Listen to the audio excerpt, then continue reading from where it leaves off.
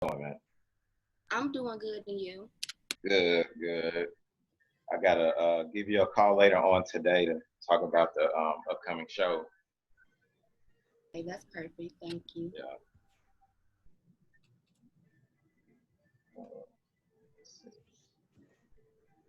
Okay. Let me know. Is Miss Palmer back with us? Yes, she is. Okay. Oh, she said what? Oh, okay. Yeah. Take your time.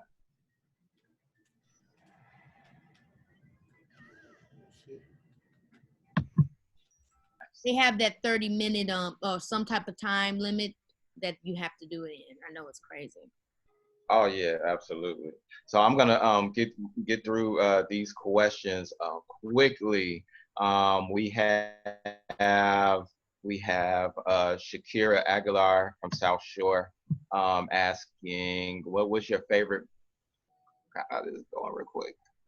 What is it? What is it like being a Black woman in Hollywood, and what are some of the major challenges? I don't know because I only been a Black in Hollywood, so I don't know like what would be specific about it Um, because and then what? aside from that, I mean, I feel like I don't focus on the difficulties. I mean, like I'm sure I've gone into situations and I've said to myself, oh, this is, maybe they're not really gonna go Black for this role, or they want me to audition, but I know they have another person in mind, or I could think about all these reasons pertaining to why I didn't get this or that based on me being Black, but that just would be wasting time for me. I just feel like if you don't rock with me for whatever reason, reasons that I just have to keep moving. I don't have time to think about why, and I just have to keep going. I can't. Good answer. And Latavia had a question. What is it like juggling your personal life and your career?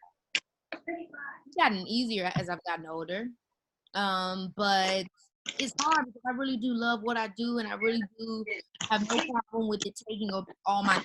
Like that's not. I love it so much like that I could do it 24 hours in a day and I wouldn't get tired. But then I realized as I got older that other things became important to me as well. And so I just had to really just reprioritize my life, because when you're a little kid, your hobby or your, activity is all you care about. But just as time comes, you start thinking about other things. So you really just have to, treat your personal, I have to start treating my personal life with the same respect, dedication, and passion that I do my. Eli, and I'm going to do a two-part question to economize time. Eli wanted to know, because you've been in the game since you were 4 years old, literally. So what has been your favorite role, whether it be TV or film? My favorite role. My favorite role. Favorite role is probably Akila because it touched so many people. So Akila is my favorite role because of that. My favorite role to play was probably this character Jackie that I played in this movie called Brotherly Love. Yeah. And that movie was good. Yeah, I love that character. I love watching that. Like that's the kind of movie I like to watch too. So I was just like, yeah, I love this. But my favorite overall, I would say just because it has a great. That movie was so messed up at the end. I was like, oh my god. Like why? Why did Jackie deserve that? She didn't deserve that. Okay. And what advice can you give young Black actors on en route to pursuing the acting industry? You only lose when you stop trying, and don't put a time limit on yourself. Now I'm not saying follow your dream and to the point that it has you broke out on the street. There's a way that you can support your dream, and still chase it while being able to sustain yourself. You know what I'm saying? But I would say, even if you look at people like Morgan Freeman, who was acting all his life but didn't start to get his popularity or his notoriety till he was deep in his 60s, early 50s. You know, don't allow specific moments to validate your purpose. Follow your heart. Follow, because no one knows your path but you. No one knows how you're going to get where you're trying to go but God and you on the path. So if you truly love the arts and you truly believe in yourself, yes, it's going to be difficult. You're going to have to try to help yourself maintain. You might have to have this hustle and that hustle just to be able to make time to have that audition or to make that trip to try out for this role or that role.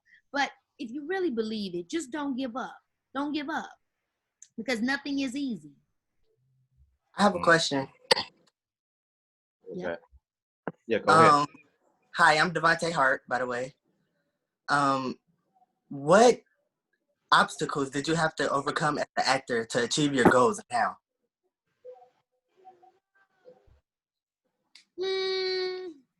I think the biggest obstacles is getting yourself in the door for auditions. So, you know, if you don't have all the if you don't understand that, then you can spend a lot of your time. You know, you can spend a lot of time wasting, you know, on that. So like, I think the hardest obstacle is just getting in the door, getting an agent and getting access to the auditions. At that point, you know, there's a whole nother set of issues that begin. But I think the hardest first obstacle is just being able to start auditioning, to be able to get you somebody to say, yes, you can come in and audition for my role, or, you know, starting to meet casting directors and becoming comfortable with the auditioning process. Like, the hardest part is getting it started, because it's a very weird industry, and it's not as easy as going as, you know, as it would be for, you know, some of these other jobs that are a little bit more ABC 1, 2, 3. The acting world, anybody can get in any different way. Sometimes it can be on your social media, or it can be in a mall you meet somebody, or it can be you did the research and you met up with the manager or the agent or whoever.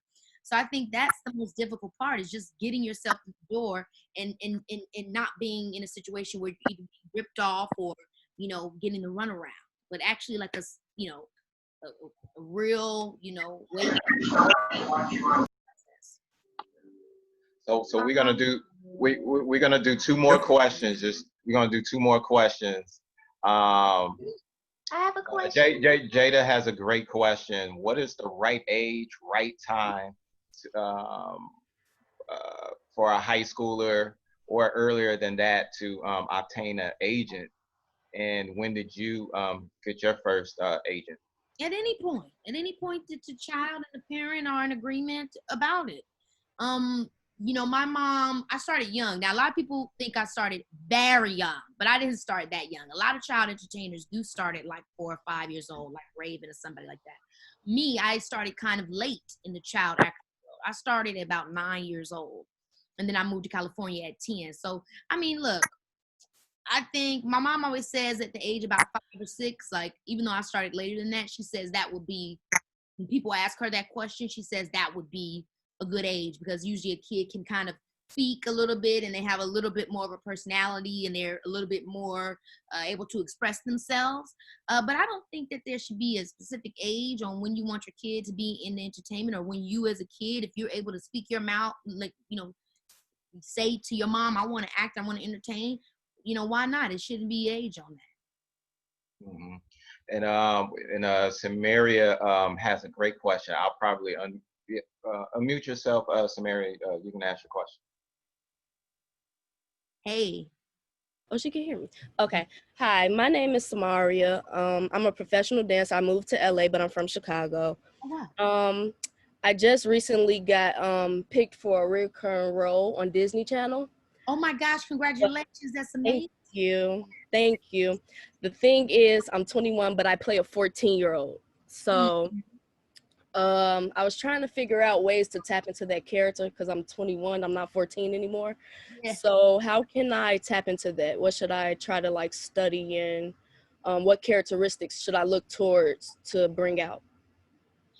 Well, you know, when I think about a adolescent or like a tween age, I always think about speech. So the first thing that I would not speak as well. Not to say you have to dumb yourself down per se, but you know, teenagers is a lot of like, well, I don't know. You know, like I would think about like kind of like how you how you were speaking at 14 and 15, you know, how you kind of like the confidence level. Did you kind of look up? Did you look down? Were you able to look at people in the eye?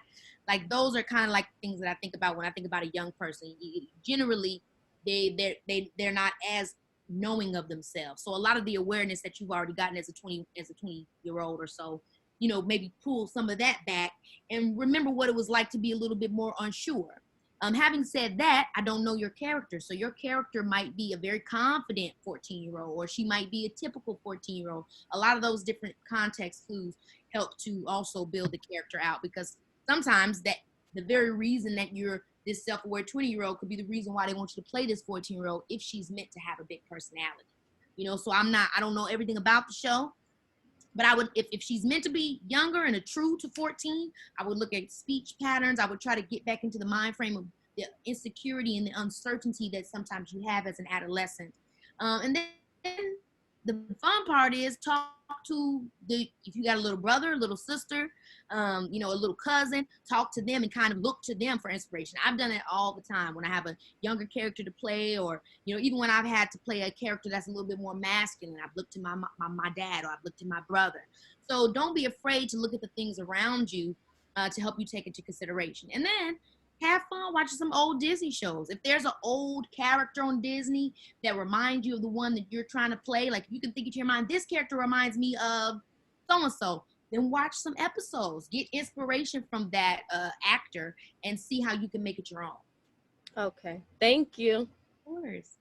When I started out with Disney, the same guy that's run, it's so interesting, I can tell you guys a story. So when I first came to from Illinois to California, the first man, one of the first creators that I met, I would partially give him credit to kind of discovering me, you would say. His name is Ralph Farquhar, and he started the Proud Family. He also created Moesha. He also created, he wrote Crush Groove. He also created the Parkers, Real Husbands of Hollywood. Very, very amazing guy. He took me, he's from Chicago, by the way, as well. And he took me to Disney Channel and literally pitched them a pilot for me that actually got greenlit. I was able to shoot the pilot. It didn't get picked up. They ended up going with Hannah Montana instead. But the guy, Gary Marsh, he just called me the other day, and he was like, I'm so happy that you're back with the Disney family and doing stuff with us. But I only tell that story because it's so interesting to me that, you know, these people are still around. You know, when you're working in this industry and these years go by, you know, always make sure you leave where you were at positively. Even if it didn't go the way that you had wanted, or even if, you know, you know, this didn't happen, that, whatever, always, you know, just leave it with a good attitude, because so many of these people you see again and you won't even know that you'll be working. I never would have thought that I would have been working with this same guy from that when I did Proud, you know, I never would have thought that. But you get, these people are you meet them, you work with them, and you never know what more you could create with them. So if you end up seeing Gary while you're working on that show, tell him that you know me and I said, what's up? Okay. Mm-hmm. Marshall, quick question, Marshall, because we're short on time. Marshall. Hi, my name's Marshall. I'm a Chicago native, and I attended Marist High School in Chicago. And my question is, how has COVID been for you, and like it's affected acting? Like, how is it different now? Oh, it's affected it quite a bit. Because like I was just about to film a movie and then it got pulled off, so it's gonna be pushed back to like October, I'm thinking. So it's changed a lot because people don't know where they should get the approvals from. Like on sets and films and stuff like that, you usually would have you know, you have your particular union rules that everybody already knows, and you know, you have your insurance, and it's just that. But now this has kind of created this has come so fast that there hasn't been enough time to create a system to handle it the proper way. So it's a lot of trial and error. A lot of people are, you know, some people are being able to go through it and their production has figured it out, but every production, you know, are very different and independently ran. So not everybody is getting the same information. So some people are able to excel with it and some people are being held back. So it's very different, you know, but wonderful thing about it is I love doing stuff solo too.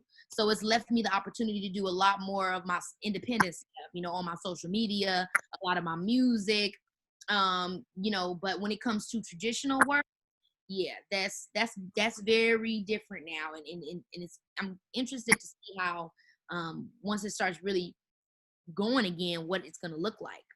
Mm-hmm. Thank you for giving. It feels like you're talking to us. Oh, Well, man. And this brother is so modest. He's been in multiple episodes of The Shy and Empire. I don't know if he mentioned that. oh yeah, no, I didn't. He didn't mention that at all. I absolutely love The Shy. I was so into the first season, and then I just ended up getting trailed off. But I got to make sure I go back and see your episode, boy. Yeah. Look at the last season of Empire, episode 6 and 8, and The Shy. Well, there's a lot of this. Oh my gosh, what's your last name? Marshall? Callery. And then I'll email you his information to you and your team. I'm gonna give the last word to Razor Wintercastle. She's a legendary, iconic performing arts professor who's been in the game for many a years, and she also runs the South Shore International Performing Arts program, as well as many other programs throughout the city of Chicago. And I believe Miss Wintercastle has worked with your parents. I talked to her the other day. So Miss Wintercastle, did you want to have a final word? Hi, Keke. How are you? How are you? I'm absolutely fine. Yeah, I work with your parents, Sharon and Larry, and your uncle Joe Plummer for many, many years, way back when dinosaurs roamed the earth. Ah! But the Chicago area is very proud of you. I haven't seen you since you were a baby. That's the funny part. I think I saw you right before you left. It's like 100 of us saying bye to you at that time. But Oh my you're doing God. an amazing job. We're very proud of you. Very proud to have a Chicago area person represent Chicago the right way. And keep up with your music. I'm just very proud of you, and I'm happy my young people joined in today for the conversation because you are a symbol of Chicago. And thank you for being a wonderful mentor, showing all these young people that never give up. Don't let them pigeonhole you. Just get out there and be you. And we're changing Hollywood every day, and just very, very proud of you. And please tell your parents I said hello. And if you see your Uncle Joe, tell him I said hi as well. I will. Oh, that's so cool.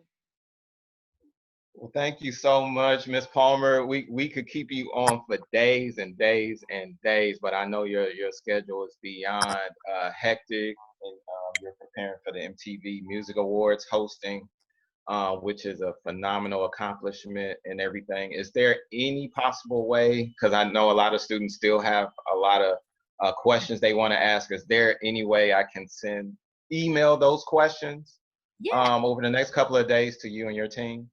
Absolutely. Absolutely. Okay. Mm-hmm. Okay. No All worries. right, bet them up. Yep. So once some of you guys on my page, on my story, I had posted our photo that we had taken. It had cut some folks out, but I had tried to give a shout out to you guys. No, absolutely. So I'll email those questions over the next couple of days to you and your team and everything, and hopefully once we get back to some sense of normalcy, you'll be able to come and visit us at some point later on in the year. Hopefully once we get back to some sense of normal. I love that. I would love that. It's hard for a person like me not to be around other people. I love people. What's your favorite restaurant before we leave? What's your favorite restaurant that you miss in Chicago?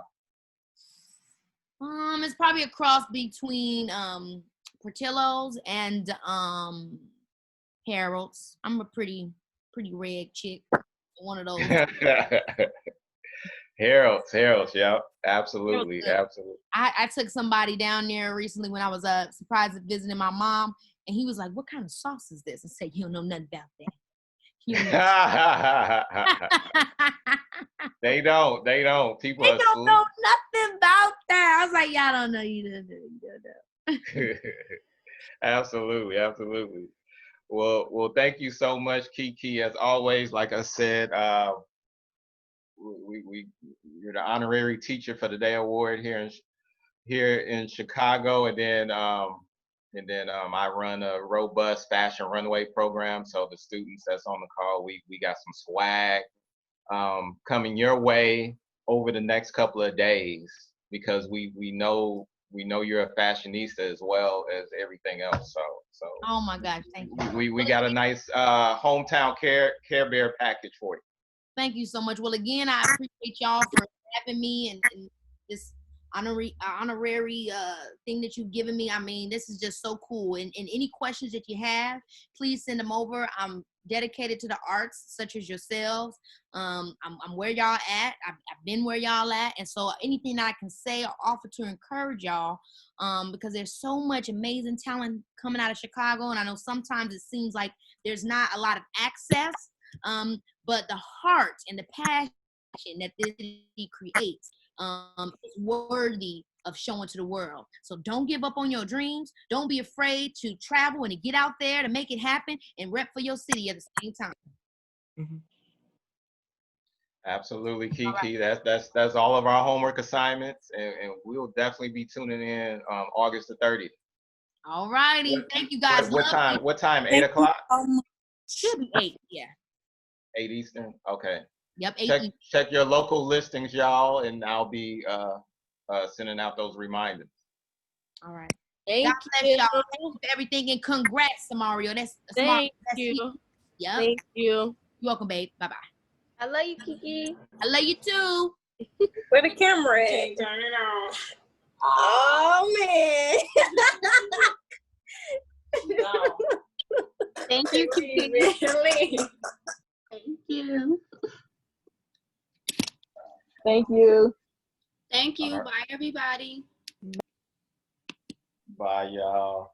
And then we got something Wednesday, so I'll be sending y'all information on that for Wednesday.